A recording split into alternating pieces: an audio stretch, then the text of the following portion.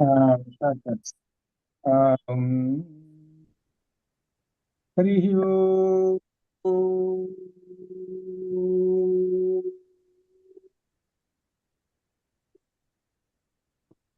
ब्रह्मा गुरुर्विष्णु गुरुर्देवो महेश्वरः गुरुः साक्षात् परं ब्रह्म तस्मै श्री गुरवे नमः।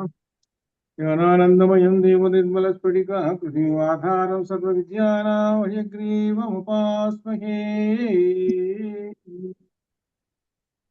स्मृतिस्मृतिपुराणानाम् आलयं करुणालयं नमामि भगवत्पादं शङ्करं लोकशङ्करम्।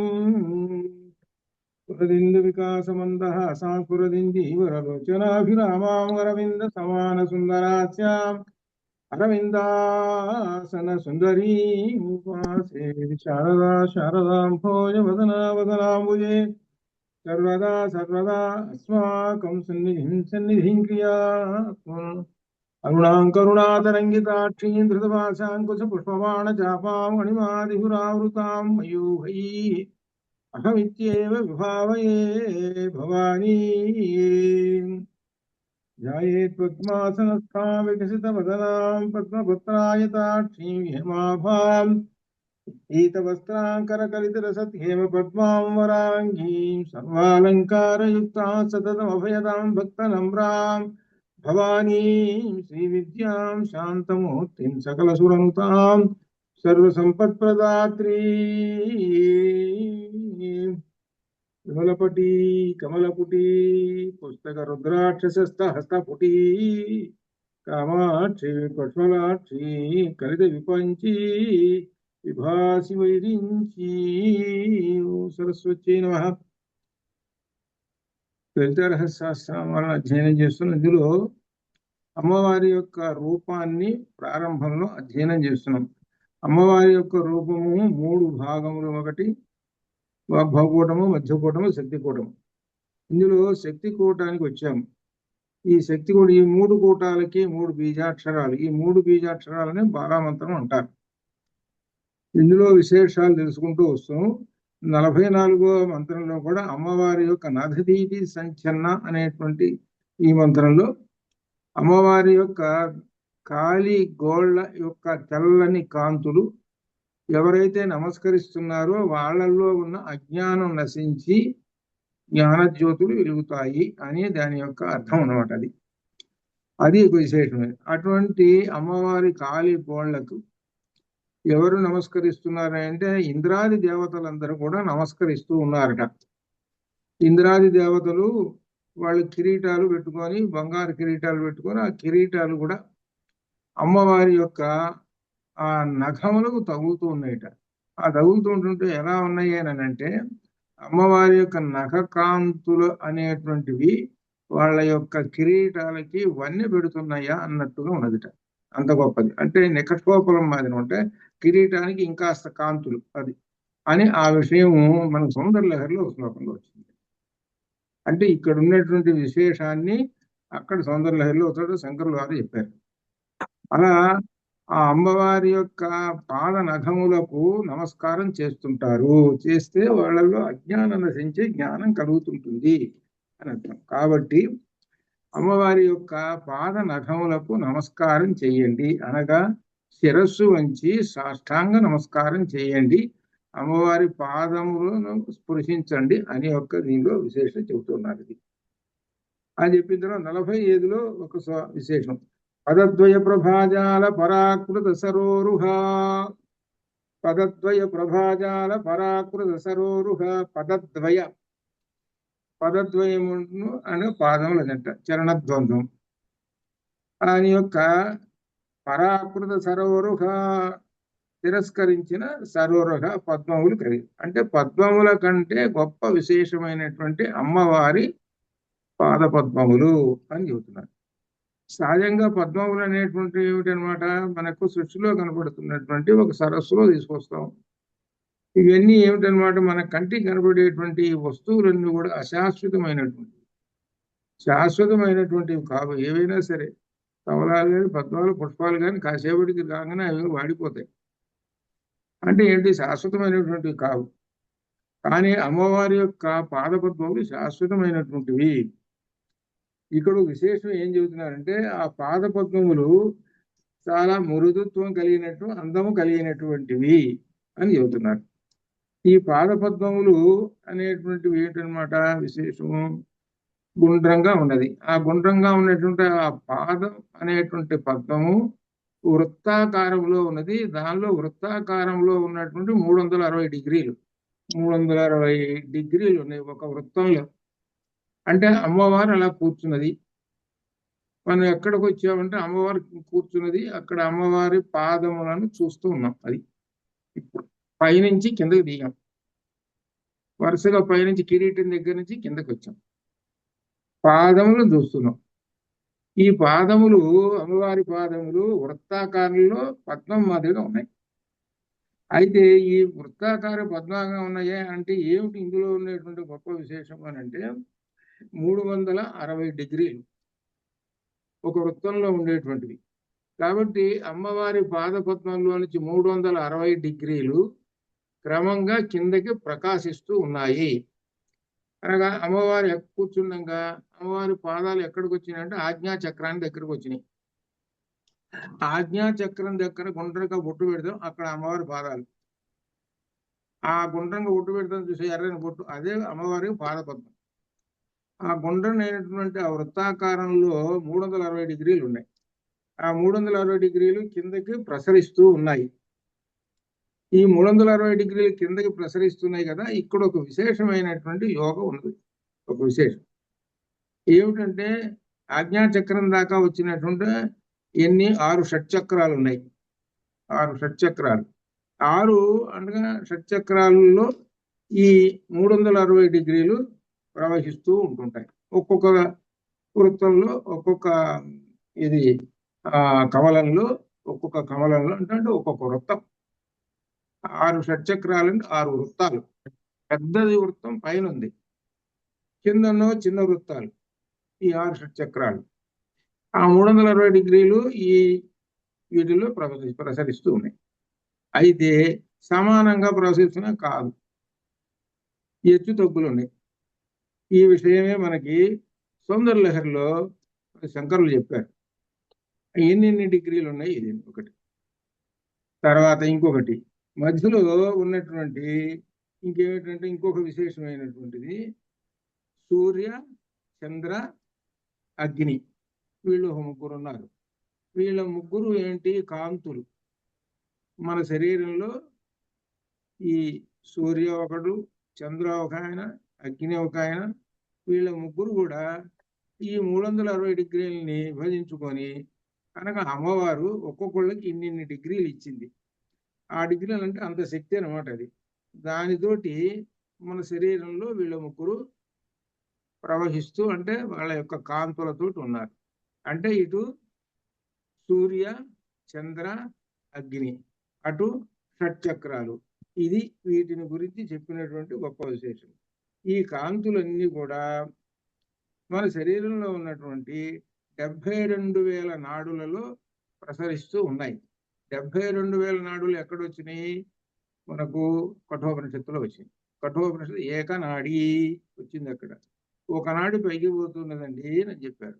పోతే ఇక మిగిలిన నాడులు ఉన్నాయి. వీటిల్లో అన్నిట్లోనూ 72,000 నాడుల్లో ప్రసరిస్తూ ఉన్నది ఆ పరబ్రహ్మం యొక్క కాంతి అని అక్కడ ఆ విధంగా చెప్పారు. ఇక్కడ ఆ విశేషాన్ని, ఇది ఉపనిషత్తులో చెప్పిన విశేషాన్ని ఇక్కడ అమ్మవారి పరంగా ఇక్కడ చెబుతున్నారు. ఇక్కడ అనగా అర్థం ఏమిటంటే మన శరీరంలో అంతా కూడా అమ్మవారి యొక్క కాంతులతో నిండి ఉన్నది అనే భావం చివరికి. అది వీటి గురించి మనకు వివరంగా తెలుసుకోవడానికి మళ్ళీ వస్తుంది. ఇది విశేషం ఏమిటంటే ఇక్కడ సౌందర్యలహరిలో ఉన్నటువంటి ఈ శ్లోకాన్ని అర్థం చేసుకుంటే అప్పుడు తెలుస్తుంది.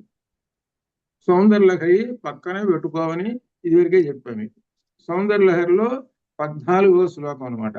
ఈ 14వ శ్లోకంలో ఈ వివరణ దీనిలో వస్తుంది అనమాట. 14వ శ్లోకంలో సౌందర్యలహరి 14, లలితా పరమేశ్వరి పాదపద్మ కిరణములు అక్కడ అనమాట. క్షితౌ షట్పంచాశత్ ద్విసమధిక పంచాశదుదకే ఉతాసేద్వా షష్ఠిశ్చతురధిక పంచాశద్ అనిలే దివి ద్విషట్టిర్షన్మనసి చతుషష్ఠిరితియే మయూఖాస్తేషామప్యుపరి తవ పాదాంబుజయుగం.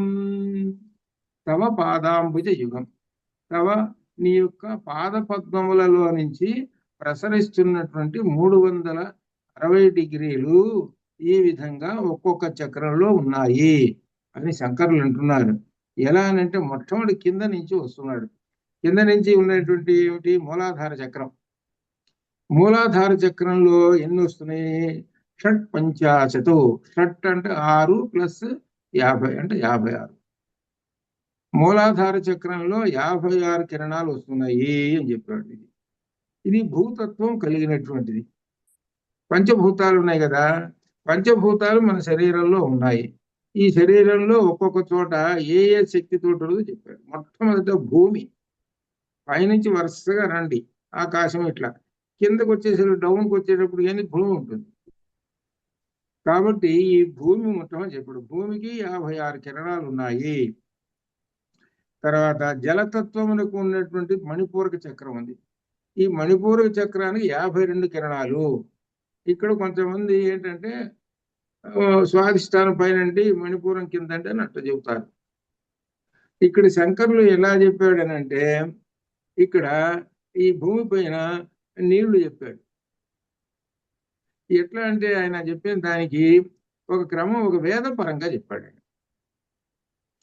వేదపరంగా ఎట్లానంటే జలం తర్వాత కదా భూమి వచ్చింది. వరుసగా ఆకాశాద్ వాయు, వాయురగ్ని, అగ్నిరాపః, ఆపః పృథివీ కదా, నీళ్ళ నుంచి భూమి వచ్చింది. కాబట్టి కింద నుంచి పైకి పోతుంటే భూమి పైన నీళ్లు ఉంటాయి.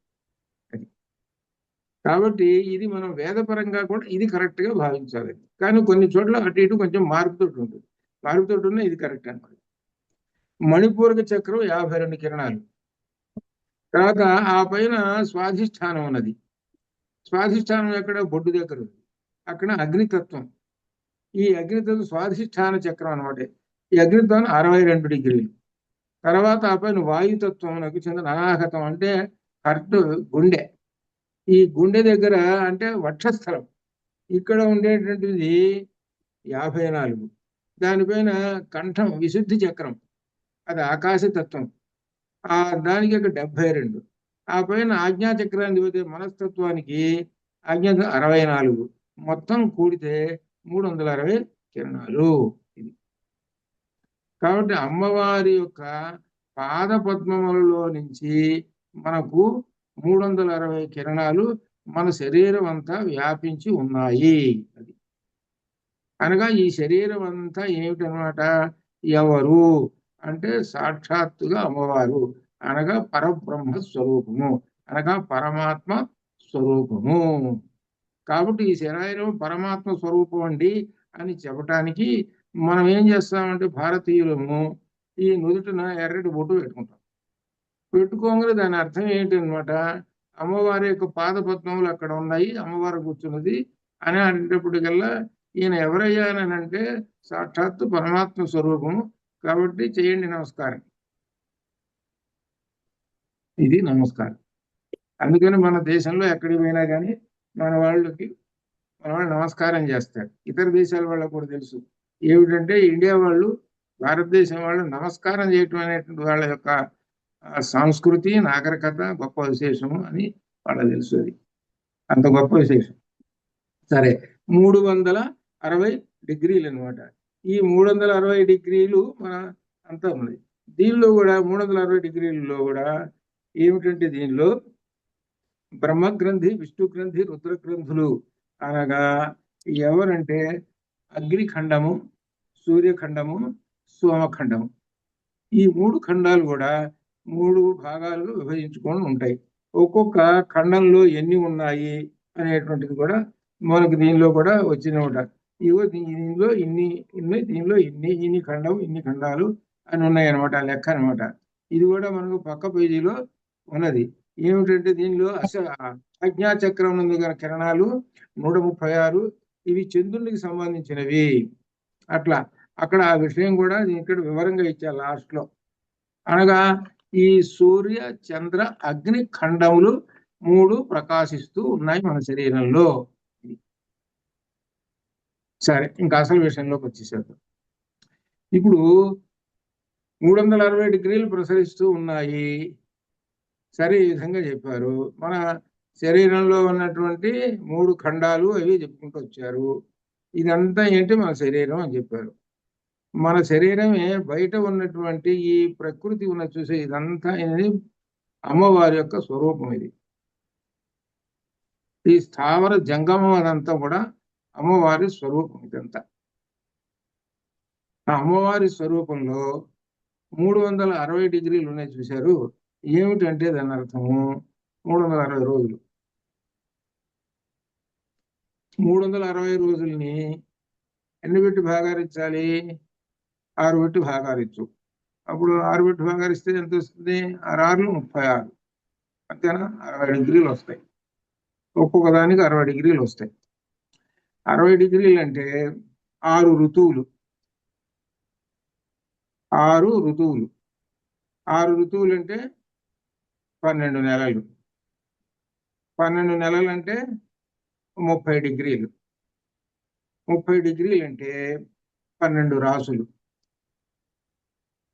అర్థమైందా? 12 రాసులు. ఒక్కొక్క రాశిలో 30 డిగ్రీలు. 30ని 12 30లు 360 డిగ్రీలు.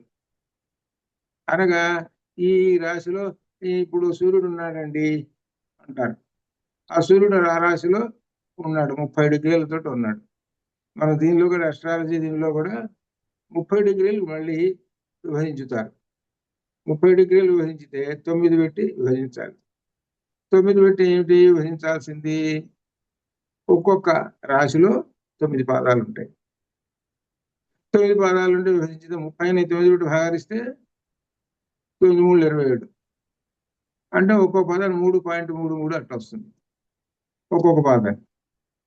అంటే ఒక్కొక్క పాదంలో 3.3 యొక్క కాంతి ఉంటుంది, అమ్మవారి యొక్క కాంతి.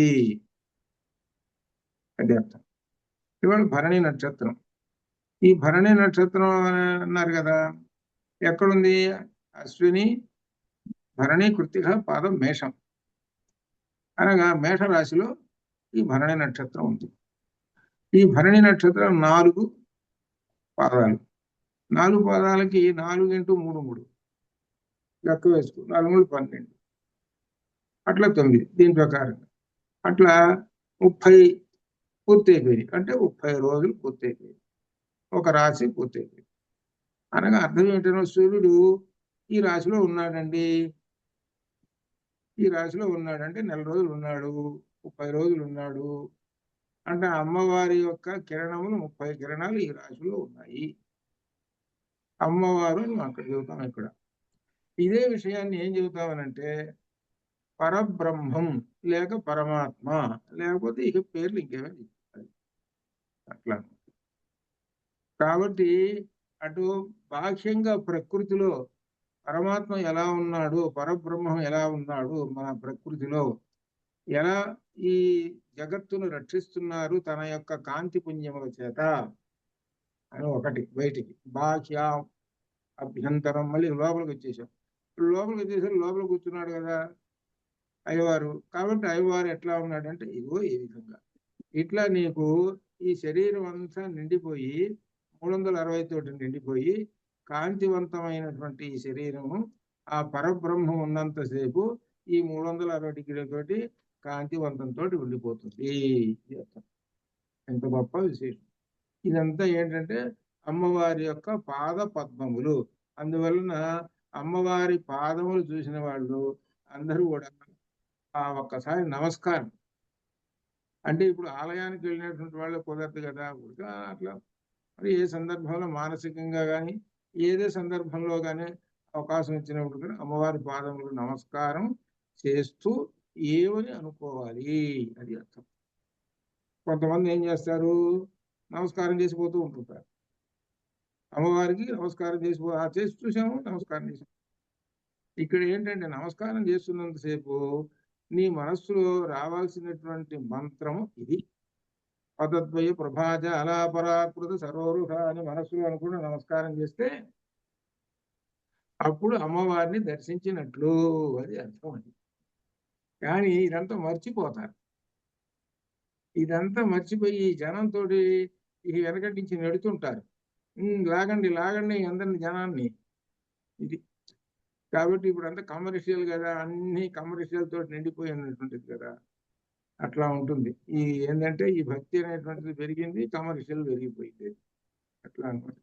అందువలన అవన్నీ ఏంటంటే ఎంత చూసుకున్నా మనం మానసికంగా మనస్సుతోటి ఎక్కడ ఆలయానికి వెళ్ళినా లేకపోతే ఇంట్లో అయినా సరే ఎక్కడైనా సరే మనస్సుతోటి చాలా గొప్పదైనటువంటి పూజ చేయొచ్చు. ఈ విషయం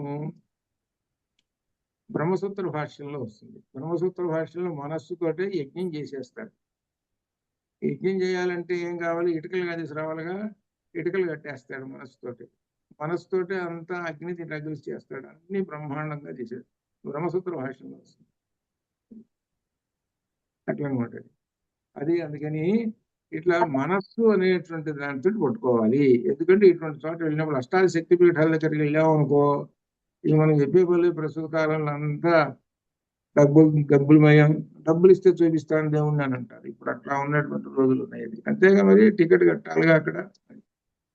అట్లా ఉంటుంది. సరే ఏముంది, దాన్ని అక్కడ పడేస్తాం అనుకున్నారు డబ్బులు.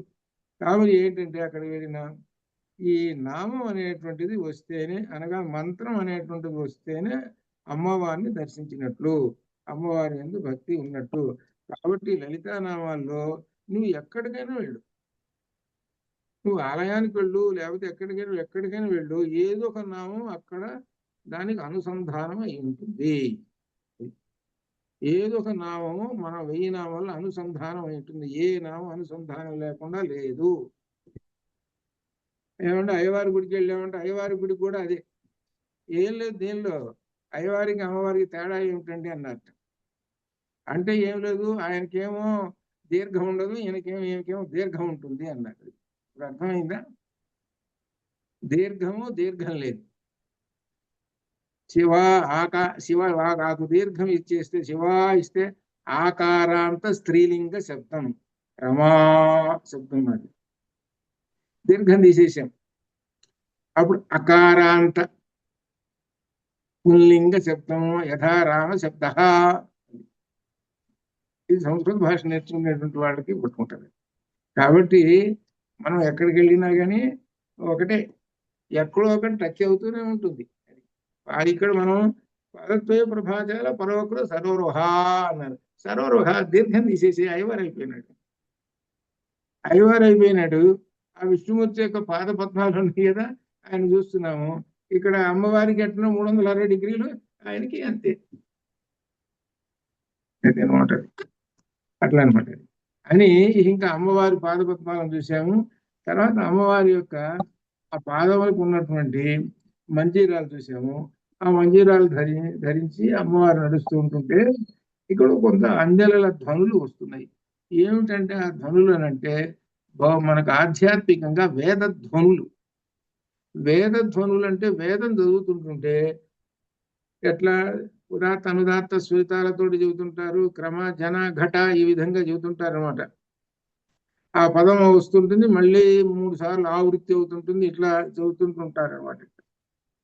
ఇది ఇలా ఉంటుంది వేద పఠనం. ఆ విధంగానే ఉన్నది అమ్మవారి యొక్క కాలి అంజల ధ్వనులు అని దాంతో పోల్చి చెబుతున్నారు. ఇది సింజానమణి మంజీర మండిత శ్రీపదాంబుజ.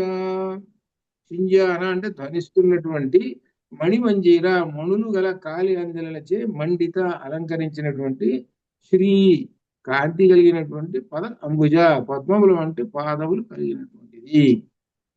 ఇక్కడ మంజీరములు స్త్రీలు ధరించు కాళ్ళ ఆభరణాలు అనేటువంటి తెలిసినటువంటిది. ప్రాచీన కాలంలో ఉన్నాయి. కాదు ఇప్పుడు ఏంటంటే అది పోయి పిల్లలకి ఇప్పుడు గజ్జెల పట్టాలు, ఇప్పుడు గజ్జలు ఉంటాయి కదా, పట్టాలు, వెండి పట్టాలు. ఆ వెండి పట్టాలు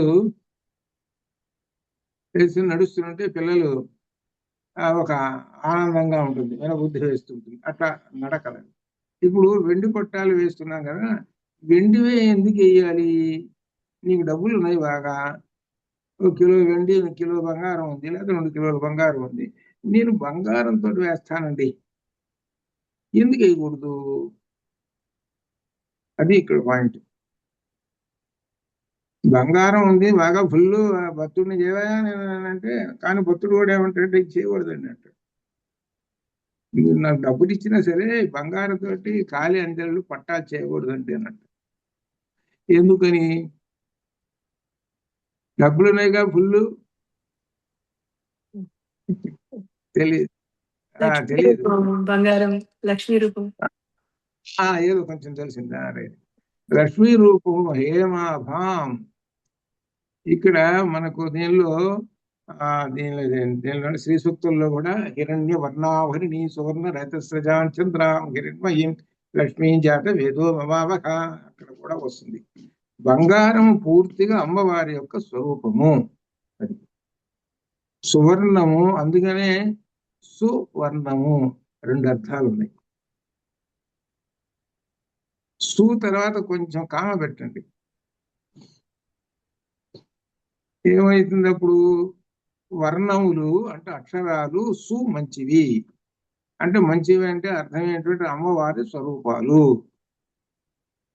ఆ కామ తీసిపారేయండి,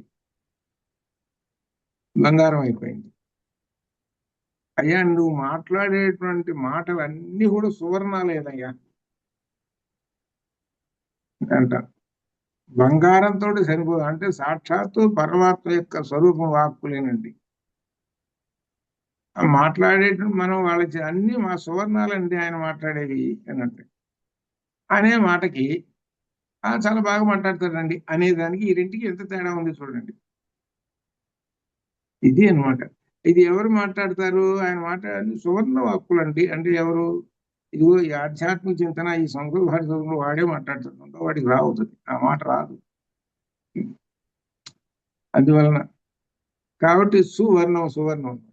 కాబట్టి ఇక్కడ వెండితో తయారు చేసినటువంటి ఆ ఖాళీ అందెలల ధ్వనులు అమ్మవారు ధరించింది. అవి నడుస్తుంటుంటే వేదధ్వనుల వలె ఉన్నదండి అన్నారు. అమ్మవారికి పాదాలు మనం దర్శనం చేసుకుంటున్నాం. అమ్మవారి పాదాలకు నమస్కారం చేశాము. అమ్మవారి పాద మంజీరాలకి నమస్కారం చేశాము. చేసిన తర్వాత మరాళి మంద గమన, అమ్మవారి యొక్క నడక కూడా తెలుసుకుంటున్నాడు. మరాళి అనేటువంటి స్త్రీలింగ శబ్దం అక్కడ. అంటే ఏంటనమాట? ఇక్కడ అమ్మవారిని గురించి కదా చెప్తున్నది, స్త్రీలింగ శబ్దాలు కదా, అందువల్ల చెప్తున్నారు. మరాళి ఆడహంస, మందాన్ని మెల్లనైన గమన నడకలేనిది, ఆడహంసలో మెల్లని నడకలిగినటువంటిది అని చెప్తాడు. హంస నెమ్మదిగా నడుస్తుంటే ఎట్లా ఉంటుందో అది పోలిక మాత్రం చెప్పాడు ఇక్కడ. ఏమిటి హంస అనేటువంటి ఒక పదాన్ని తీసుకొచ్చాడు. హంస అనే దానికి ఇంకొక మాట మరాళి. ఏమిటి? హంస అంటే పరమాత్మ అని ఒక అర్థము, సూర్యుడు అని అర్థము, మంత్రము అని అర్థము, సన్యాసి అని అర్థం. ఇన్ని అర్థాలు ఉన్నాయి. అర్థం కాదా? ఇట్లా హంస అనే దానికి పరివ్రాజక పరమహంస హెడ్డింగ్ మీరు ఎప్పుడు చూశారు? స్వామివారిలో వస్తే వాళ్ళకి రాసేటప్పుడు పరమహంస పరివ్రాజక పరమహంస అని రాస్తారు. ఈ హంస అనేటప్పుడు రాసేటప్పుడు మనకు అనుకుంటాము ఈ హంస ఎందుకు వచ్చింది? ఆ హంస పక్షి కదా అని అనిపిస్తుంది. పక్షి తీసుకొచ్చి ఇక్కడ పెట్టారేమిటి అని అనిపిస్తుంది. ఇక్కడ అర్థం ఏంటి? ఇక్కడ పక్షి అని అర్థం రాదు. ఇక్కడ హంస అంటే సన్యాసి అని అర్థం వస్తుంది. కాబట్టి హంస అనే పదానికి ఇన్ని అర్థాలు ఉన్నాయి, హంస అనేదానికి. కాబట్టి ఇక్కడ ఈ అర్థాలు ఉన్నాయి. కాబట్టి అమ్మవారిని ఇక్కడ ఏమని భావించుకొని పరమాత్మ పరబ్రహ్మ మహిషి అమ్మవారు. ఆ అమ్మవారు నడుస్తుంటుంటేట త్రిగుణాతీతమైన శ్రీమాత నడుస్తూ ఉంటుంటే పరబ్రహ్మని అక్కడే చెప్పారు. త్రిగుణ అతీతము అనగా నిర్గుణ పరబ్రహ్మము ఎవరు? అమ్మవారు అని అర్థం. ఆమెను అమ్మవారిని సగుణ బ్రహ్మంగా భావించుకుంటే ఆమె నడుస్తుంటుంటే మందగమనం ఏ విధంగా ఉంటుంది అని చెబుతూ తర్వాత ఒక గొప్ప విశేషంతో వస్తున్నది. ఏమిటంటే ఆ ధ్వని వస్తూ ఉన్నది. ఆ ధ్వని ఎట్లా వస్తుంది, ఏమిటి, దేనితోటి పోల్చవచ్చునండి అని అంటేట సోహం. అది సోహం మంత్రంతో పోల్చవచ్చు. సోహం సహ అహం సోహం. అక్కడ గుణసంధి వచ్చి సహ ప్లస్ అహం విసర్గలు ఏమవుతున్నాయి స్థానంలో ఊ అనే అక్షరం వస్తుంది. ఇప్పుడు మనం సంధి ప్రకరణం చెప్పుకుంటే వ్యాకరణంలో అప్పుడు వస్తుంది. సా ప్లస్ ఊ అహం. అప్పుడు ఊ ఆ ఉంది కదా, ఆ గుణ సంధి వచ్చి సోహం అవుతుంది. అది ఇది ఆ పదం తయారు.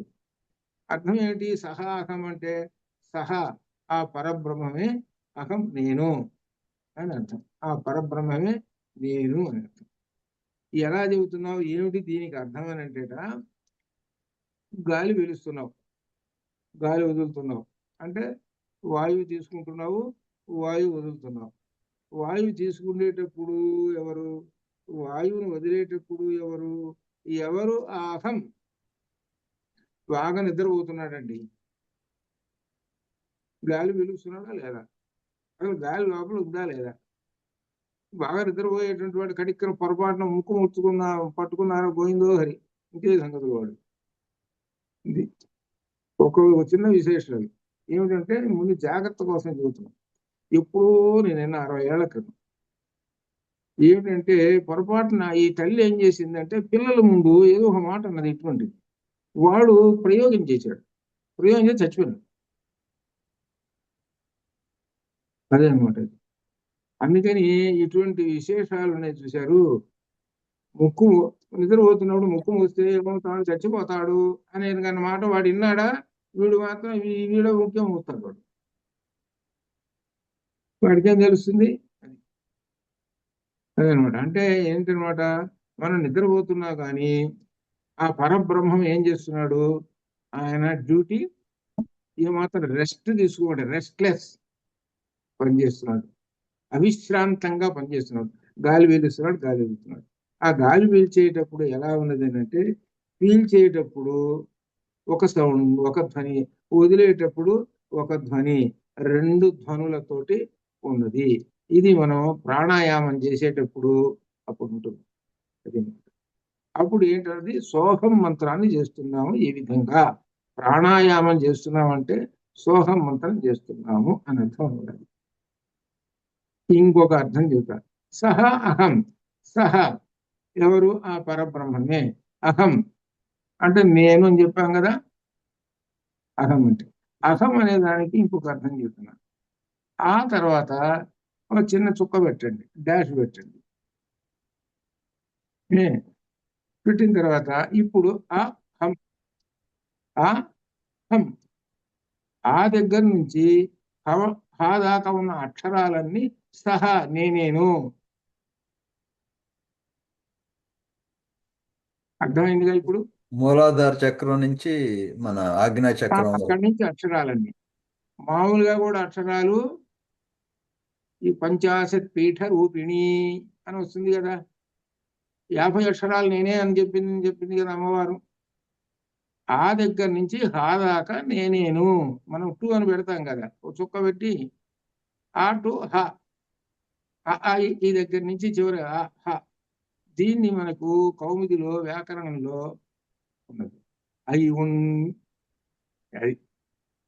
14 మహేశ్వర సూత్రాలు. అది అహం అంటే ఎవరంటే 14 మహేశ్వర సూత్రాలు ఏవైతే ఉన్నాయో పరబ్రహ్మ స్వరూపము అహం అంటే అది అర్థం. భౌతికంగా అహం అంటే ఒక అర్థము నేను అని, ఇంకొక అర్థము గర్వము, అహంకారం. ఇన్నున్నాయి అహంకి. ఇన్ని ఉన్నాయి. కాబట్టి అహం అనేటువంటి దాన్ని సహజంగా ఇన్ని అర్థాలు తెలియదు వాళ్ళకి. అందుకని తెలియక ఒక అర్థం మాత్రం పట్టుకున్నారు. ఏమిటయ్యా అర్థం అంటే, ఒకటి అహంకారం రావాడికి అంటారు. ఇంకంతే, ఇంకేం లేదు. వాడికి అహంకారం రా అంటాడు. మళ్ళాంటి వాడి దగ్గర ఆయనకు అహంకారం లేండి అంటే, అవునండి నాకు అహంకారం. వాడి దృష్టిలో ఏంటి? గర్వం అని చెప్పాలనుకున్నాడు. మా దృష్టిలో ఏం చెబుతున్నాడు? అహంకారం ఆ దగ్గర నుంచి హా అక్షరాల యొక్క వాక్ స్వరూపంతో మాకు వచ్చండి అని అర్థం. నువ్వు అంటే అనుకున్నావులే. అదే అన్నమాట. అది సరే. ఇక్కడ అంత విశేషం సోహం దగ్గర చెబుతున్నాం. మరాళి మంద గమనా. దీని గురించి కూడా మూలాధార సహస్రారం వరకు ఉన్నటువంటి మొత్తం మందగమనం ఉన్నది. అమ్మవారి యొక్క మందగమనం కింద నుంచి పైదాకా నెమ్మదిగా ఒక్కొక్క చక్రంలో నడుస్తూ ఒక్కొక్క అడుగు వేస్తూ ఒక్కొక్క కమలంలో అడుగు వేస్తూ వస్తూ పైదాకా వస్తుంటుంది. ఇది 456వ నామంలో కూడా ఉన్నది అని చెబుతున్నారు. అది చెప్పిన తర్వాత ఇంకో గొప్ప విశేషం వస్తున్నది. ఈ మొత్తాన్ని సమాహారం చేసేస్తున్నారు. ఏమిటి? 3 కూటాలని సమాహారం చేస్తున్నాడు. ఏమిటి? వాగ్భవకూటము, మధ్యకూటము, శక్తి కూటము, 3 కూటాలు. అంటే శిరస్సు, తర్వాత మధ్యకూటము, శక్తి కూటము, ఈ 3 కలిపితే ఒక శరీరం అయిపోయింది. ఈ శరీరం ఎలా ఉంది అని చెబుతున్నాడు. దానికి ఏం చెబుతున్నాడు అంటే మహాలావణ్య సేవధి, మహాలావణ్య సేవధి, మహా గొప్ప అయినటువంటి లావణ్య సౌందర్యమునకు సేవధి నిధి వంటిది అమ్మవారు. మహాలావణ్య అమ్మవారు మహా సౌందర్యమునకు నిలయమైనటువంటిది అని చెబుతున్నారు. ఇక్కడ విశేషం అంటే ప్రకృతిలో ఉన్న లావణ్యం అంతా కూడా సృష్టించిన శ్రీమాత తాను సౌందర్య నిధి, అంత గొప్పది అనేది చెబుతున్నాడు. ఇక్కడ విశేషాలు ఏమిటంటే దీనిలో సౌందర్య లహరిలో శంకరాచార్య స్వామి వారు కూడా చాలా గొప్పగా వర్ణించారు. ఎలా వర్ణించారనంటే అమ్మవారి యొక్క స్వరూపాన్ని ఎట్లయితే మొట్టమొదట శిరస్సు, తర్వాత వాగ్భవకూటము, తర్వాత శక్తి కూటము అట్లా ఉన్నట్టుగా 42వ శ్లోకం నుంచి 99 దాకా వర్ణించారు. ఇప్పుడు కళ్ళను గురించి వర్ణించడానికి 11 శ్లోకాలు వర్ణించాడు. అలా ఈ విధంగా మొత్తం ఇది వాగ్భవకూటానికి 11, అట్లా ఒక్కొక్క దానికి ఒక్కొక్క ఇన్ని శ్లోకాలు తోటి వర్ణించారనమాట. ఇవన్నీ కలిపి చివరిని ఏం చెప్పారనమాట, ఈ రూపం అంతా ఎవరు అనుకుంటున్నారు మీరు? పరబ్రహ్మ మహిషి అని చెప్పారు. పరమాత్మ యొక్క రూపము అని చివరిలో చెప్తాడు. అట్లనే ఇక్కడ ఈ సౌందర్యంతో ఉన్నటువంటి అమ్మవారు ఎవరు? ఇది ప్రశ్న. దీని ప్రశ్నకి ఇప్పుడు నేను చెప్పబోయేటువంటి పదం మీకు అందరికీ వచ్చు. ఈ పదాన్ని ఇక్కడ అనుసంధానం చేయాలి. ఏమిటంటే సచ్చిదానంద ఘన స్వరూపిణి. సత్ చిత్ ఆనంద 3 కలిసినట్టు ఘన స్వరూపిణి ఒక రూపము. సత్ చిత్ ఆనంద, సచ్చిదానంద. సత్తు ఉన్నది, చిత్తు ఉన్నది, ఆనందం ఉన్నది, 3 ఉన్నాయి ఆ రూపంలో. అదే సౌందర్యము. ఇది అనమాట దీనిలో ఉన్నటువంటి సౌందర్యం అంటే అది అర్థం. సత్ చిత్ ఆనందం అట్లా అనమాట. ఈ ఉన్నటువంటి అమ్మవారు గురించి ఇంకా విశేషమైనటువంటి ఇప్పుడు వస్తున్నాయి ఒక్కొక్కటి 2 విశేషాలు. ఏమిటి? అవయవములు కాంతి, అవయవముల కాంతి అంతా సౌందర్యంతో ఉన్నదని ఇప్పుడు దాకా చెప్పారు. 3 కూటాల్లో ఉన్నటువంటి అవయవములు అని అర్థం అనమాట. అలానే మహాలావణ్య సేవధి అనే దానిలో మహా అనేటువంటి ఒక శబ్దం, మహత్ శబ్దం. శబ్దాలు నేర్చుకుంటున్నారు కానీ మీరు మహత్ శబ్దం వచ్చిందో రాలేదు చూసుకోండి. మహత్ శబ్దం, మహత్. ఈ మహత్ అనేటువంటి శబ్దము దేన్ని సూచిస్తూ ఉంటుందంటే సహజంగా లోకంలో ఏదో గొప్ప విశేషం అని చెప్పాలనుకోండి, అప్పుడు మహత్ అనే వేసేస్తారు. కానీ మహత్ అనేటువంటి శబ్దానికి పరబ్రహ్మాన్ని సూచిస్తూ ఉంటుంది. అనగా ఆ పరబ్రహ్మానికే ఉపయోగించాలి మహత్ అనేటువంటి అర్థం. అంత గొప్పమైనటువంటి శబ్దం అనమాట ఇది.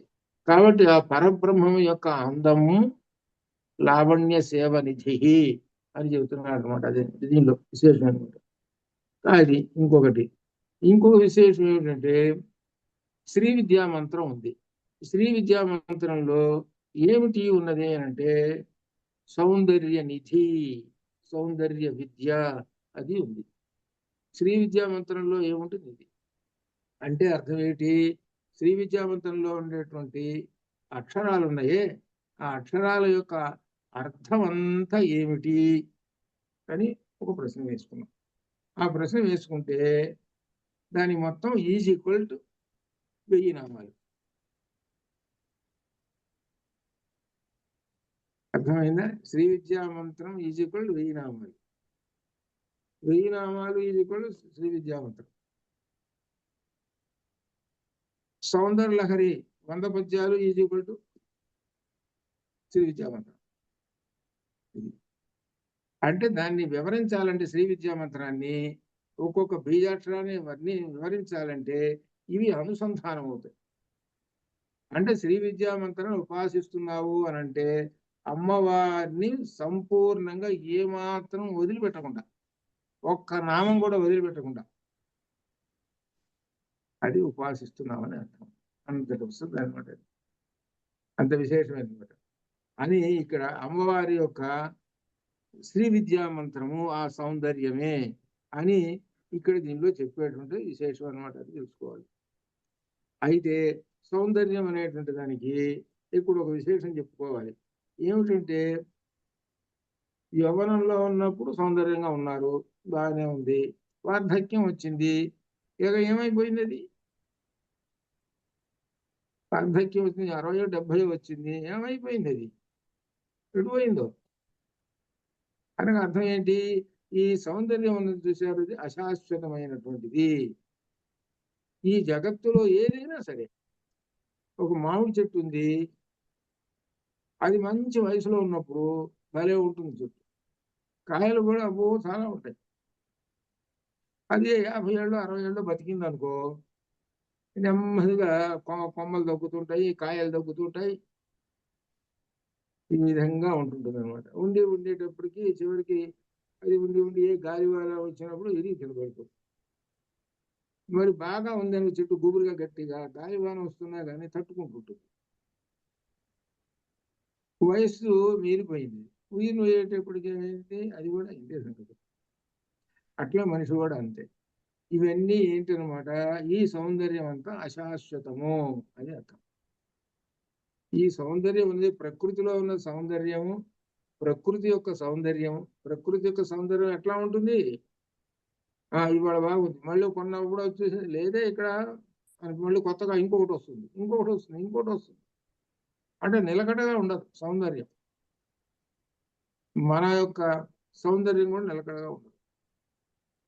ఇదంతా అశాశ్వతమైనటువంటిది, అనిత్యమైనటువంటిది.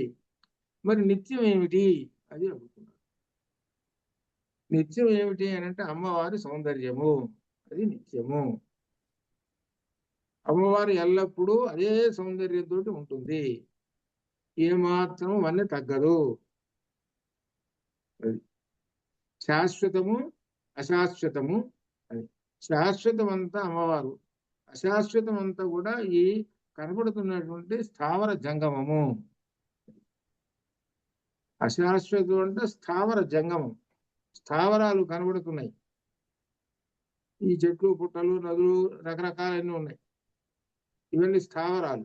స్థిరంగా ఉండిన వాటిని స్థావరములు అంటారు. జంగమములు అంటే నడిచేటువంటి ప్రాణం ఉన్నటువంటి, అంటే దోమ దగ్గర నుంచి అన్ని, మనిషి దగ్గర నుంచి అన్ని సమస్తం, ఇవన్నీ జంగమాలు. ఇవన్నీ అశాశ్వతాలు. శాశ్వతమైనటువంటిది ఒక్కటే అమ్మవారు. అందుకనే శాశ్వతమైనటువంటిది ఏదైతే ఈ ప్రకృతి ఉందో, ఆ ప్రకృతి నిత్యం కాదు కదా. మరి నిత్యం ఏమిటి అని ప్రశ్న వేసుకొని మనకి ఇప్పుడు ఏమర్థమైందంటే పరబ్రహ్మం అని అర్థం తెలిసింది కదా. కాబట్టి నిత్యం పరబ్రహ్మం కాబట్టి అనిత్యమైనటువంటి ఆ ప్రకృతిని వదిలేద్దాం. ఆ ప్రకృతిని ఎంతవరకు మనం ఉపయోగించుకొని వదిలేద్దాం. రైలును ఉపయోగించుకున్నాము, రైలు ఎక్కాము, కూర్చున్నాము, స్టేషన్ దిగాం. సీటు నీదే కదా, ఇప్పుడు దాకా చనుకున్నావు కదా, సీట్ నాదని కూర్చో. కాదు నా స్టేషన్ వచ్చి నేను పోతున్నాను అంటాడు. అంటే ఏమిటనమాట? నాది అనేది కాదు, వదిలేసేసుకున్నాడు, అంటే ఉపయోగించుకోవడం వదిలేస్తాడు. అటనే ఈ ప్రకృతిని కూడా మనం ఉపయోగించుకుంటూ వదిలేస్తాం. కానీ వదిలేయకుండా ఉండేటువంటిది ఒక్కటే, అదే పరబ్రహ్మ, అదే శంకర్లు అంటారు. అది నిత్యము శాశ్వతము. ఏ ప్రకృతి అయితే ఉన్నదో ఆ ప్రకృతిని చూశారు, ఈ స్థావర జంగమము ఇది. ఈ స్థావర జంగమైనటువంటి ప్రకృతి అశాశ్వతమైనటువంటిది అని అంటారు. అదే రామానుజ యొక్క మతంలో విశిష్టాద్వైతంలో ఆ ప్రకృతి లేకపోతే నువ్వెక్కడున్నావయ్యా? నువ్వు అనేటువంటి వాడు ఒకడు ఉండాలిగా, ఇవన్నీ చూడాలిగా. ఇదిగో పరబ్రహ్మం అని అదేని ఇదేని ఏమో 96 చెబుతున్నావు కదా. ఇవన్నీ అనుభవించాలని అంటే ప్రకృతి లేకుండా ఏం లేకుండా నువ్వేంటో చేస్తావయ్యా. కాబట్టి అది కూడా, దాన్ని కూడా తీసుకోవాలి అని రామానుజు గారు అంటారు. అందుకని ఆయన ఏం చెప్పారు? అద్వైతము అనే మతానికి శంకరులు అద్వైతం అన్నారు. ఆయన అన్నాడు సొంతంగా, ఆయన అనలేదు, శంకర్లు అనలేదు అద్వైతం అని. ఎవరన్నారు అద్వైతం అని? వేదం చెప్పింది. వేదముల శాంతం శివం అద్వైతం మాండూక్యంలో వచ్చింది. అద్వైతం అనేది శాంతం శివం, శాంత స్వరూపము, శివస్వరూపం, మంగళకరమైనటువంటి దాన్ని అద్వైతము అని అన్నారు. అద్వైతం అంటే రెండు కాదు ఒకటే. ఆ మాట కూడా ఋగ్వేదంలో ఏకం సత్ విప్రా బౌధా వదంతి అని కూడా చెప్పారు. అందరూ ఒప్పుకుంటారు. వాళ్ళు కూడా పరబ్రహ్మ ఒక్కడేనండి, ఒక్కడే, మేము కాదని అంటలేదు, కరెక్టేనండి. వాళ్ళు అట్లనే అంటారు, అందరూ అట్లనే అంటారు. అయితే మా యొక్క భావాలు కూడా మేము ఈ విధంగా చెబుతున్నామండి అని అంటారు. అని చెబితే మనలాంటి వాళ్ళు ఏం చేస్తారంటే, మనం ఎట్లుంటే సమరస భావం ఉన్నటువంటి వాళ్ళం కదా, రైటేనండి, బాగానే ఉందండి, మీరు చెప్పింది కూడా విశిష్టాద్వైతం కూడా బాగుందండి, రైట్, వెరీ గుడ్, బాగుందండి, అది అధ్యయనం చేయొచ్చు అని చెప్తాం. అట్లా అద్వైతం దగ్గర వచ్చేటప్పుడు అదేండి. కాబట్టి నీ ఇష్టం, నువ్వు అద్వైతంలో పో, విశిష్టాద్వైతంలో ఎట్లా పో, చివరికి చేరేటువంటి రైలు ఒకే స్టేషన్ చేరుతుంది. తిరుపతి పోవాలంటే 10 రూట్లు, ఏదో రూట్లో పోతే సరి. ఏ రూట్ అయితే చివరికి కావాల్సింది ఏంటి? గమ్యస్థానాన్ని చేరాలి. దానికి అందరూ ఒప్పుకుంటారు. అంత విశేషం అన్నమాట ఇది. అదే అందుకని కాబట్టి ఇక్కడ చెప్పుకునేటువంటి అమ్మవారి యొక్క సౌందర్యము అంటే పరబ్రహ్మం యొక్క సౌందర్యము అని చెబుతూ ఈ విధంగా ఈ ప్రకృతిని గురించి చెప్పుకుంటూ, ప్రకృతి అనేటువంటి అశాశ్వతము అనేటువంటి చెప్పుకొని ఇంకా అంటున్నారు, ఇంకా 49లో సర్వారుణ అని చెప్తున్నారు. అమ్మవారు సర్వారుణ, మొత్తము ఆపాదమస్తకము, పాదముల దగ్గర నుంచి శిరస్సు దాకా అమ్మవారు ఎర్రగా ఉంటుంది అని చెబుతున్నారు. సర్వం ఎర్రని కాంతులతో ఉంటుంటుంది అనగా అమ్మవారు ధరించిన వస్త్రము ఎరుపే. అట్లా అమ్మవారు పూలు పెట్టుకున్నది, పుష్పాలు ఎర్రవి. ఇట్లా ఈ విధంగా ఆభరణాలు, బంగారము, కిరీటము, ఈ విధంగా అంతా ఎరుపుగా ప్రకాశిస్తూ అమ్మవారి యొక్క సగుణ రూపం మనకు ఆలయంలో చక్కగా దసరాలో చూపిస్తుంటారు. అట్లా అమ్మవారి యొక్క చూసినప్పుడు అప్పుడు మనం ఏమనుకోవాలి? సర్వారుణ, ఆ నామం రావాలి అప్పుడు. అట్లా అనమాట, అలా అనమాట. అట్లా ఈ విధంగా అనమాట అమ్మవారి యొక్క అట్లా ఆ సందర్భంలో అమ్మవారు ఎర్రంగా ఉంది కాబట్టి అక్కడ మనకు సింధూరారుణ విగ్రహం దినయనం మాణిక్య మౌళి స్ఫురత్ అనేటువంటి ఈ ధ్యాన శ్లోకం కూడా మనసులోకి రావాలి. అంటే పూర్తిగా మనం ఒక విషయంలో ప్రవేశిస్తుంటే అమ్మవారిని గురించి ఆ పూర్తి అయ్యేదాకా, అరగంట గంట అయిపోయేదాకా మరొక ఆలోచనలోకి పోకూడదు. అంటే ఇంద్రియము ఇంకొక చోటకు వెళ్ళిపోకూడదు. ఇంద్రియము ఇంకొక చోటకు వెళ్ళిపోకూడదు. ఇంద్రియం ఇంకొక చోటకు వెళ్ళిపోతున్నది అనుకుంటే నీ మనస్సు నిలబడదు. ఆ కంఠంలో నువ్వు ఏదో ఖరీదైనటువంటి 4 లక్షల రూపాయలు ఖరీదైనటువంటి బంగారు వస్తువు వేసుకొని వచ్చావు. లోపలికి వెళ్ళిన తర్వాత చాలా మంది మనుషులు ఉన్నారు, ఓ జాగ్రత్త, సరిగా ముసుగు కప్పుకో అవసరం వచ్చినప్పుడల్లా అని మనసు చెబుతుంటుంది. వెనక ఎవడన్నా ఉన్నాడేమో, జాగ్రత్త, అటు ఇటు చూస్తుంటుంది. 4 లక్షలు 5 లక్షలు, ఇప్పుడు అందుట్లో బంగారం మహారేటు అని ఈ విధంగా నీ మనస్సంతా ఎక్కడ ఉంటుంది అంటే బంగారం మీద ఉంటుంది, కానీ దేవుడి మీద లేదు. అందుకని చివరికి అంతా బయటకు వచ్చేసాం, అమ్మాయ మెళ్ళో ఉందండి, ఇంటికి వచ్చేసాం, అది అయిపోయింది. ఇవాళ ఏం చూసావయ్యా అంటే ఆ దేవుని చూసాం, దేవుని చుట్టూ సంగతి తర్వాత, బంగారం సేఫ్గా పెట్టుకున్నాను అనగా అర్థం ఏమిటనమాట? శాశ్వతమైన వస్తువు దగ్గరికి పోయి నువ్వు అశాశ్వతమైన వస్తువుని వెంట తీసుకొని పోయి నీ బుర్రంతా అశాశ్వతమైన వస్తువులు పెట్టుకున్నావు. కాబట్టి నీకు భక్తి అంగ ఎక్కడ ఉంది? ఉండటం డ్రెస్ మాత్రం బ్రహ్మాండమైన డ్రెస్ వేసుకున్నావు, అలంకరణ బ్రహ్మాండంగా ఉన్నారు. అందుకని దానికి తగినట్టుగా మీరు ఆ మనస్సు నిలకడగా ఉండటానికి తగ్గట్టుగానే చేసుకోవాలి. అందుకనే కొన్ని ఆలయాల్లో దొంగలు ఉన్నారు, జాగ్రత్త అని పెట్టారు. తర్వాత మీరు అనుకోవాలండి బాధపడి, ఎందుకంటే దొంగవాడు కూడా పెద్ద భక్తుడు లాగా వస్తాడు.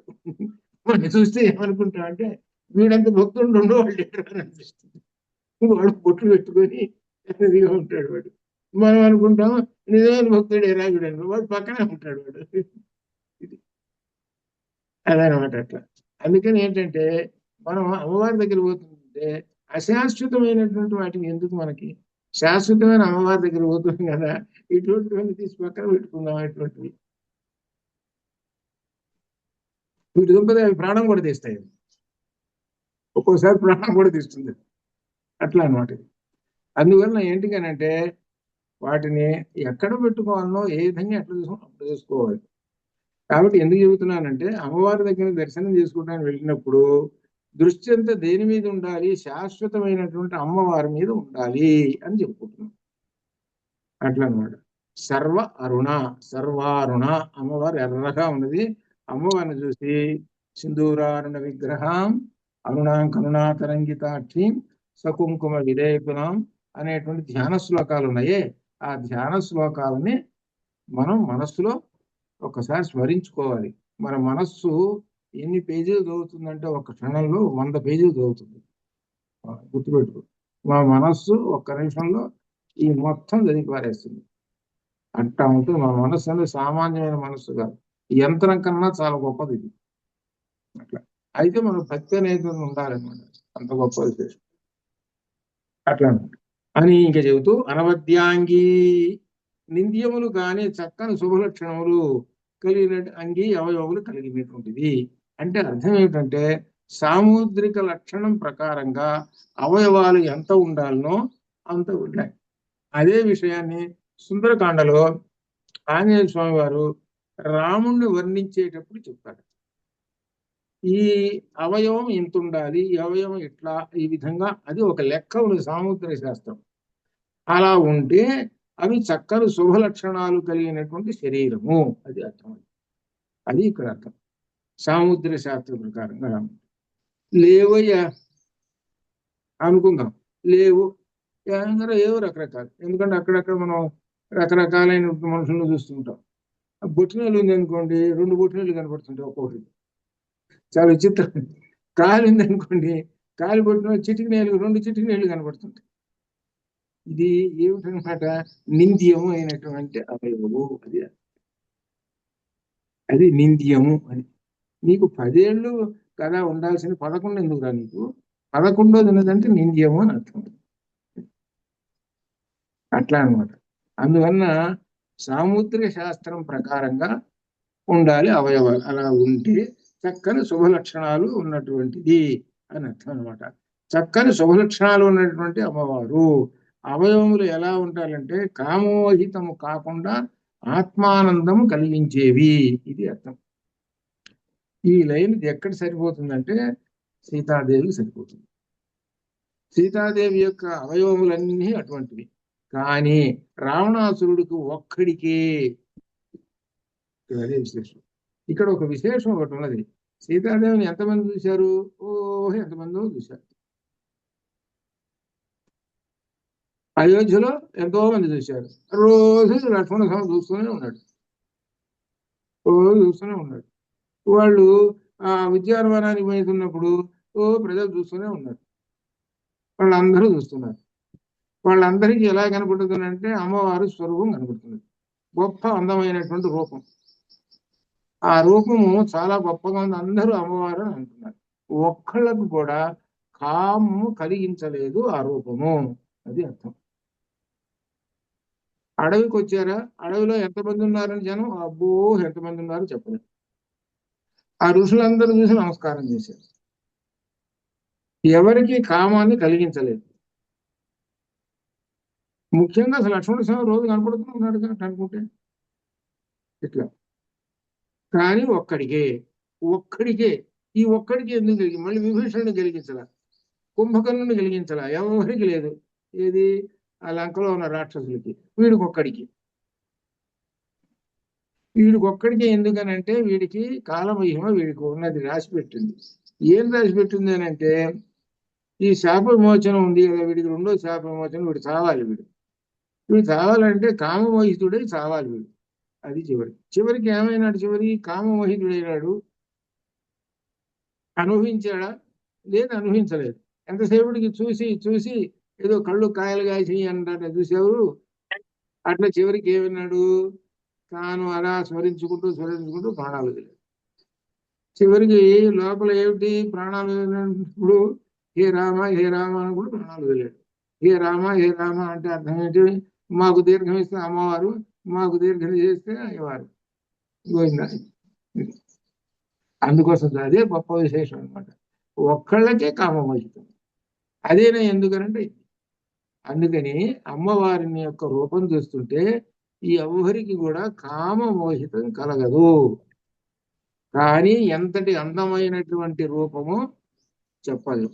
ఏదో అంటారు రంభాది అప్సరసలు అయి ఉన్నారు గొప్ప అని అంటారే, వాళ్ళందరూ కూడా ఇందులో కూడా ఒక సందర్భంలో చెప్పారు.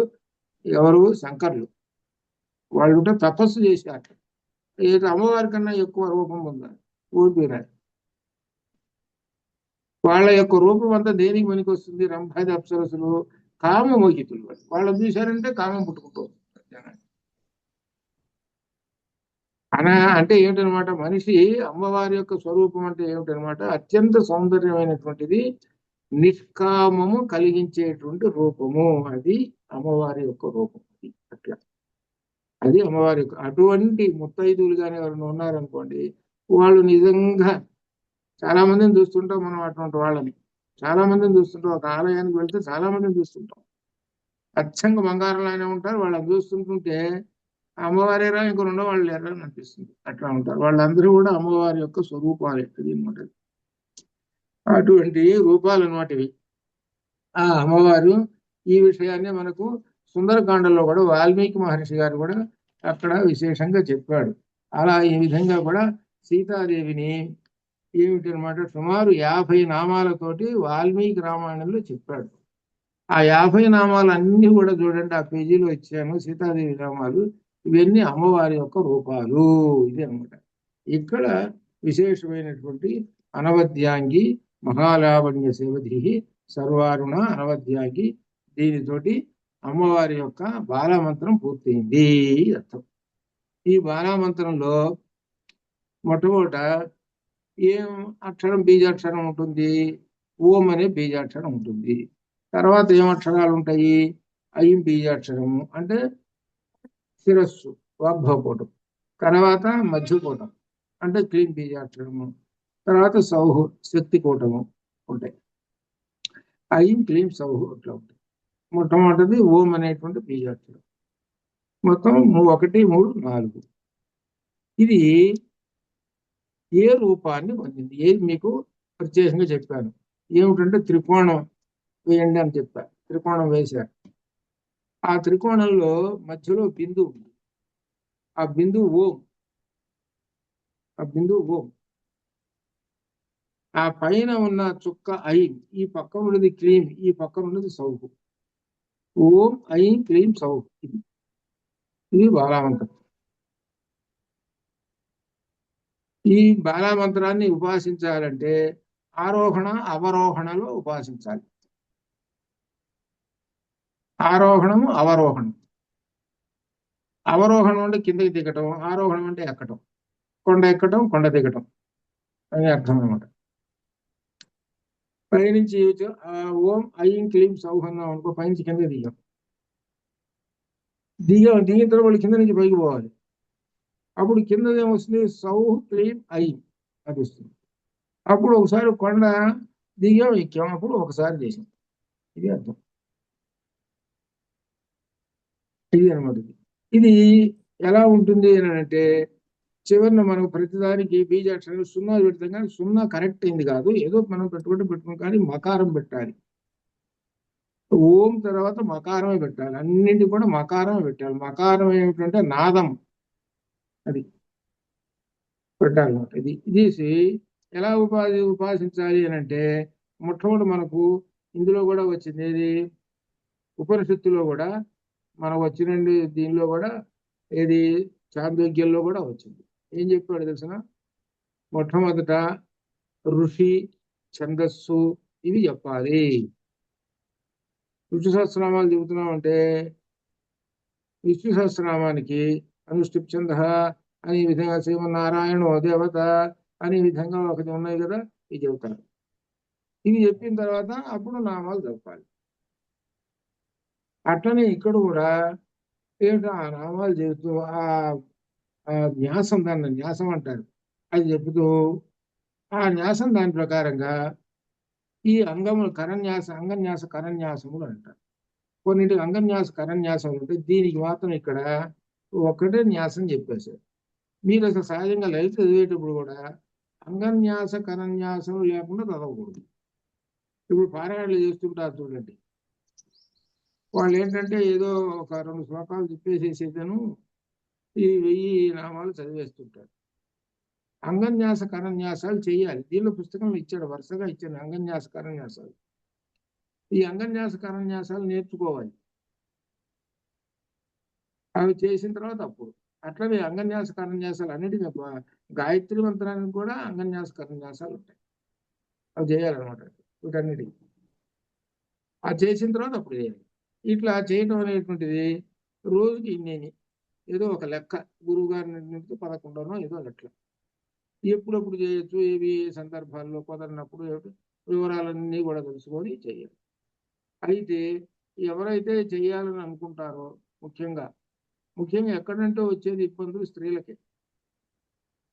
సహజంగా జనరల్గా వచ్చేటువంటి ఇబ్బందులు ఉన్నప్పుడు చెప్పే పని లేదు, అవి కొద్ది రోజులు పక్కన పెట్టేస్తాం. సరే, ఆ సంగతి కాదు. ఏ సంగతి అంటే అసలు అన్నిటికన్నా విశేషమైనటువంటి ఇంట్లో అయ్యవారు కనుక ఒప్పుకుంటేనే, అయ్యవారు ఒప్పుకోకపోతే గదవడం చేస్తాడు. అది ఇంపార్టెన్స్. నువ్వు నేర్చుకున్నావు అనుకో, అంటే ఆ మంత్రాన్ని ఉపదేశం పొందాం అనుకుంటే మళ్ళీ ఆయన ప్రత్యేకంగా ఉపదేశం పొందాల్సిన పని లేదు. ఆయన నిన్ను బట్టి దాన్ని బట్టి ఆయన చెప్పేసేయచ్చు. అట్లా లేకపోతే ఆయన పొందాడు అనుకో, నువ్వు పొందాల్సిన పని లేదు. అట్లా అనమాట. ఈ మంత్రాన్ని మాత్రం తీసుకున్నటువంటి వాళ్ళకు నియమాలు, ముఖ్యంగా గాయత్రి మంత్రం ఎట్లయితే మేము చేస్తామో అట్లా ఉంటుంది. మగవాళ్ళు కాబట్టి ఇది సాధ్యంగా. ఆడవాళ్ళకి కొన్ని ఎగ్జంప్షన్స్, వాళ్ళకి ఎగ్జంప్షన్స్ ఉన్నాయి అట్లా చేసుకోవచ్చు అనమాట. అట్లా వాళ్ళు మాత్రం ముఖ్యంగా ఈ శక్తి పీఠాలకు వెళ్ళినప్పుడు 10 నిమిషాలైనా కూర్చొని చేయాలి. నేను బదరీలో చూశాను. బదరీలో ఆ గుళ్ళోటి పక్కన ఒక అరుగు దాకా అట్టున్నది. అక్కడ ఏం చేస్తారంటే ఇటువంటి వాళ్ళందరూ ఈ మంత్రం వచ్చినటువంటి వాళ్ళు కానీ, సంగీతం వచ్చిన వాళ్ళు కానీ, ఇటువంటి వాళ్ళకి ఏదో ఒక విశేషం వచ్చు అనుకోండి, వాళ్ళు ఒక 5 నిమిషాలు కూర్చొని అది ప్రదర్శిస్తారు. బదరీలో నేను వెళ్ళినప్పుడు ఒక ఆయన ఫ్లూట్ వాయిస్తున్నాడు, ఒక 5 నిమిషాలు విన్నాం. తర్వాత ఏమిటండి అని అంటే చెప్పారు, కొంతమంది ఏంటంటే ఒక 2 నిమిషాలు 3 నిమిషాలు కూర్చొని ఆ మంత్రాన్ని వాసిస్తారు. ఎందుకంటే బదరి అనేటువంటిది సాక్షాత్ పరమాత్మ యొక్క స్వరూపం. బదరి హిమాలయ పర్వతాల్లో ఉన్న బదరి. అట్నే బదరి, ముఖ్యంగా బదరి. సరే, ఇక మిగిలినటువంటివి ఉన్నాయనుకో. ఎందుకనంటే ఇవన్నీ ఇటువంటి విశేషాలన్నీ గురువుగారు చెప్తాడు ఇచ్చేటప్పుడు అట్లా అనమాట. అని కాబట్టి ఇక్కడ అమ్మవారి యొక్క 50వ నామంలో చివరి నామంలో ఏమిటంటే అనవద్యాంగి, అమ్మవారి యొక్క అవయవములు కూడా చాలా గొప్పవి అని చెబుతూ, చివరికి అమ్మవారు ధరించినటువంటి సర్వాభరణ భూషిత, సమస్త ఆభరణములు ధరించినటువంటిది అమ్మవారు. శిరస్సు నుండి పాదముల వరకు ధరించిన 44 రకాలు ఉన్నాయి అని కల్పసూత్రంలో ఉన్నదనమాట. ఇవన్నీ ఉన్నాయని చెబుతూ దీనిలో బంధనీయము, ముడి వేసి పెట్టుకునేటువంటి కొన్ని ఉన్నాయి, ప్రక్షేప్యము, కాలికి అంజలు ఇటువంటివి, ఆరోప్యము, పైన కంఠంలో వేసుకునేటువంటి గొలుసులు, ఇట్లా రకరకాలుగా 4 భాగాలుగా విభజించారు ఈ ఆభరణాలని. శ్రీదేవి ఆభరణం మంత్రమయములు. ఒక్కొక్క ఆభరణం ఉందనుకోండి, అది ఒక మంత్రమయం. అక్కడ దాకా ఎందుకు, మనం ఒక బంగారం గొలుసు ఉందనుకోండి, అది ఏమిటనంటే ఆ గొలుసుకి ఒక మంత్రమయమైనటువంటి లక్షణం. ఆ గొలుసుకి ఏవో కొన్ని రకములు, కొన్ని ఒక లెక్క 108, 27 ఇట్లా ఈ విధంగా ఒకరు పెట్టామంటే దాని అర్థం ఏంటి, ఒక మంత్రమయమైనటువంటిది. మనకి అట్లనే ఇది కూడా ఏంటంటే రుద్రాక్షలు అట్లా ఇవన్నీ కొన్ని లెక్క అనమాట. అలా ఉంటాయి మంత్రమయములు అని అర్థం అనమాట. అట్లా ఉంటాయి, ఆ విధంగా తయారు చేస్తారనమాట అంత లెక్కతోటి. కాబట్టి ఇదంతా విషయం దేవి భాగవతంలో 12వ స్కంధంలో కూడా ఉన్నది అని చెబుతూ సప్తకోటి మహామంత్రాలే శ్రీమాతకు ఆభరణాలు అంతే. అనగా అర్థం శ్రీమాత అంటే అర్థము పరబ్రహ్మ స్వరూపము. పరబ్రహ్మంలో నుంచి సప్తకోటి మహామంత్రాలు ఉద్భవించాయి. అది అర్థం. 7 కోట్ల మహామంత్రాలు వచ్చినాయి. మనకు దిక్కిన ఈ వేదాల్లో 4 వేదాల్లో ఏవో కొన్ని దిక్కినాయి, ఇంకెన్ని ఉన్నాయో చెప్పలేము. అది పరబ్రహ్మ నుంచి వచ్చినటువంటి. కాబట్టి ఇక్కడ మనం ఇంతవరకు అయిపోయింది అమ్మవారి యొక్క రూపము. ఈ అమ్మవారి యొక్క రూపమే మనకు ఏంటనమాట బాలామంత్రం. ఇది బాలామంత్రం ఇంకా మధ్యలో వివరించుకుంటూ కూడా వస్తాడన్నమాట ఇట్లా. కాబట్టి ఈ బాలామంత్రాన్ని ఎవరైతే ఉపాసించాలని అనుకుంటారో వాళ్ళకి, మేము ఉపాసించాలంటే మేము నేర్చుకుంటాము ఇదంతా చేస్తాము అని అనుకున్నటువంటి వాళ్ళకి మాత్రం, వాళ్ళకు ప్రత్యేకంగా క్లాసు. వాళ్ళకి ఇంత క్రితం ఈ ఎవరు మీకన్నా పూర్వీకులు, ఆ పూర్వీకులు కూడా 1 గంట సేపు పట్టేది వాళ్ళకి ఇచ్చారు. ఇప్పుడు వాళ్ళు ఉన్నారు, అమ్మాయి ఇందువాణి ఒక అమ్మాయి, ఈ అమ్మాయి కిరణ్మయి ఒక అమ్మాయి, అలానే దిగ్రాలక్ష్మి ఇటువంటి వాళ్ళు ఉన్నారు మీకన్నా పూర్వీకులు. అట్లా వాళ్ళకి చెప్పామన్నమాట ఇది. అట్లనే అటువంటి వాళ్ళు ఉంటే మేము ఉండమని అంటే అప్పుడు మనం ప్రత్యేకంగా దీనిలోనే జూమ్ ఉంది కదా, జూమ్, ఆ జూమ్ లో నేను చెబుతుంటాను దానికి సంబంధించినటువంటివి క్రియలు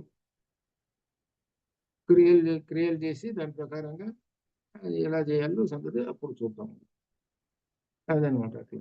కాబట్టి ఇంతటితోటి అమ్మవారి రూపం అయింది. తర్వాత వచ్చేటువంటిది ఏమిటనంటే ఇక రాబోయేటువంటి దీనిలోనమాట, ఇది తర్వాత రేపు వచ్చేటువంటి మళ్ళీ క్లాసులో వచ్చేటువంటిది ఏంటంటే అమ్మవారి అడ్రస్. అమ్మవారి అడ్రస్ చెప్పండి, మేము వెళతామండి అనే వాళ్ళు ఉంటారు.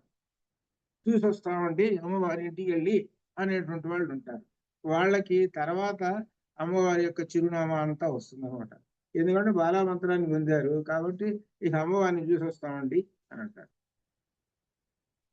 అది వస్తుంది అనమాట. అంతవరకు శుభం భయాత్. ఓం పూర్ణమద పూర్ణమిదం పూర్ణాత్ పూర్ణముదచ్యతే పూర్ణస్య పూర్ణమాదాయ పూర్ణమేవావశిష్యతే. తోమా సద్గమయ తమసోమా జ్యోతిర్గమయ మృత్యోర్మా మృతంగమయ. శాంతి శాంతి. శుభం భయాత్.